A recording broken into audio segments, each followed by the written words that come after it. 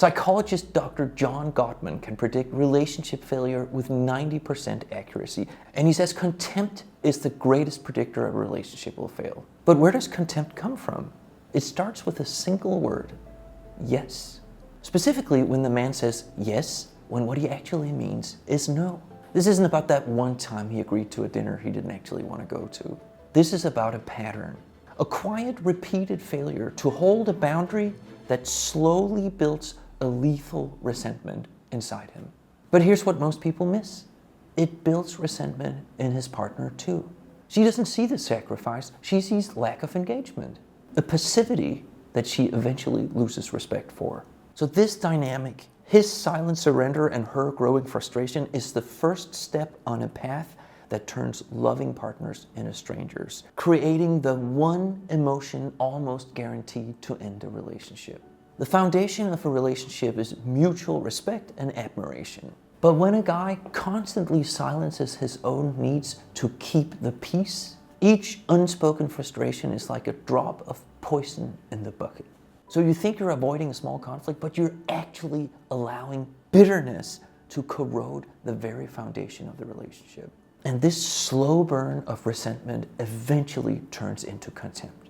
So how does a person go from I do to I'm done? It actually happens in predictable stages. Stage 1. It's the automatic yes. It starts harmlessly.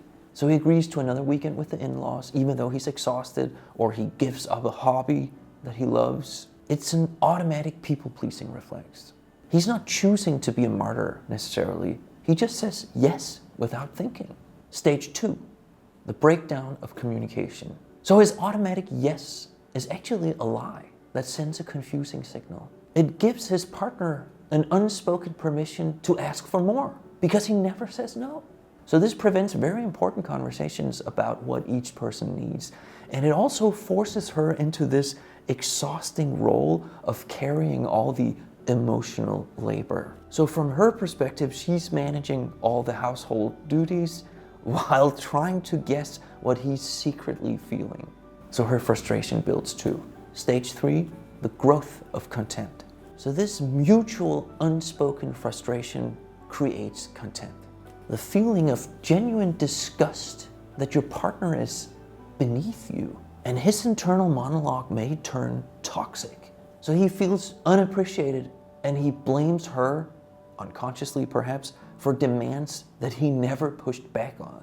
And now their communication is tainted by sarcasm, mockery, eye-rolling, all signs that respect has been replaced by disdain. Stage 4. Finally, there's the emotional checkout.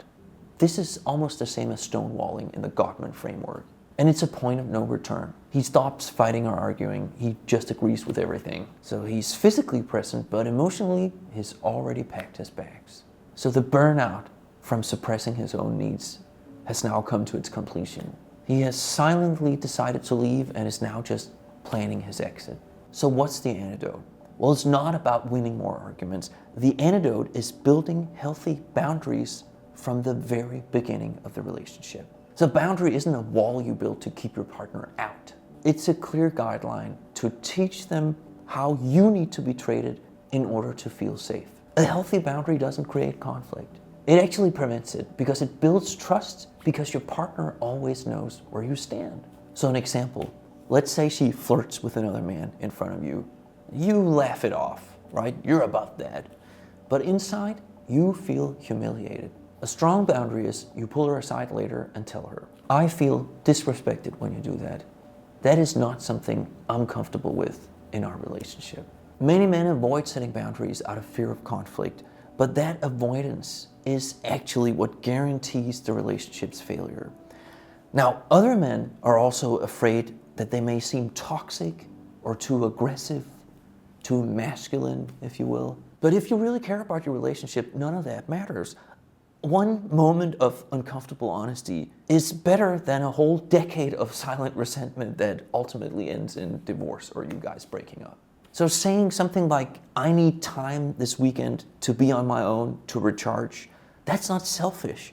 It's a vital act of self-preservation that can actually save the relationship. So how do you say no without starting a conflict? The key to saying no is in the delivery. It doesn't have to be a confrontation. You can both be firm and kind. Sometimes firmness is more kind. The goal isn't to be aggressive, but to be clear. You can use I statements to express your own feelings and limits rather than you statements that sounds like accusations. So for example, instead of saying, "You always ask me to do things," "Right now, I'm at my limit. I need to relax and recharge." So one is an attack and the other one is just an honest statement about how you feel. And it frames the no not as a rejection of your partner, but as a necessary act of taking care of yourself. So when do we choose to keep the peace? The challenge is, of course, knowing when to be flexible and when to hold a boundary.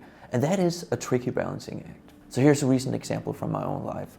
My wife was desperate to go to a weekend tennis camp that she hadn't been able to attend because she just gave birth to our son. And one of my main priorities is for us to support each other's dreams, ambitions, and interests. So if I can go on a work trip, she should be able to go to tennis camp. That's about mutual freedom. So I told her, if you want to go, we'll make it work. So later she asked me if I wanted to stay at her parents' house near the tennis camp. But that's where I drew the line. Not because her request was unreasonable, but just because emotionally I didn't feel up for that. So I just told her, you know what? I would love to see her parents. I do like her parents a lot. But I would rather stay at home with our son in our own space. So I was happy to accommodate her need, but also clear about my own limits. Did she want me to go with her? Yes. Was she mad at me when I said no? Not at all. Because she knows that she can rely on me to say yes when I mean it and no when I can't. That's the kind of trust that boundaries build. Finally, I want to talk about boundaries and attraction, because setting boundaries doesn't just prevent resentment, it also makes you more attractive. A man with clear boundaries communicates and signals that he values himself, his own time, and his identity. And that self-respect is the foundation for earning your partner's respect. And obviously, if I don't respect me, why would my partner respect me? So when you're willing to state a need clearly, you're not being difficult. You're simply just showing that you have backbone. You're showing that you're a whole person, not just an extension of the relationship. Partners don't respect someone who lets them walk all over them. They respect a partner who is honest. It is counterintuitive. The stronger your boundaries, the higher their respect and attraction will be.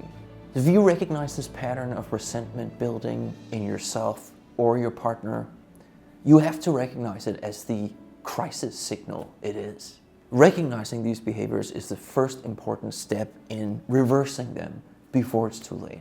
The most destructive force in a relationship is the silent, creeping feeling of contempt born from years of resentment. And the partner who stays silent to keep the peace is often the one who eventually walks away. So don't let the fear of an honest conflict ruin your relationship.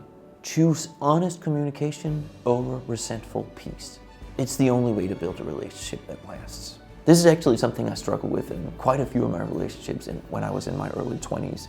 And I would love to hear if this is something that resonates with you out there, if you're seeing the small signs in yourself or your partner, and what you intend to do about it.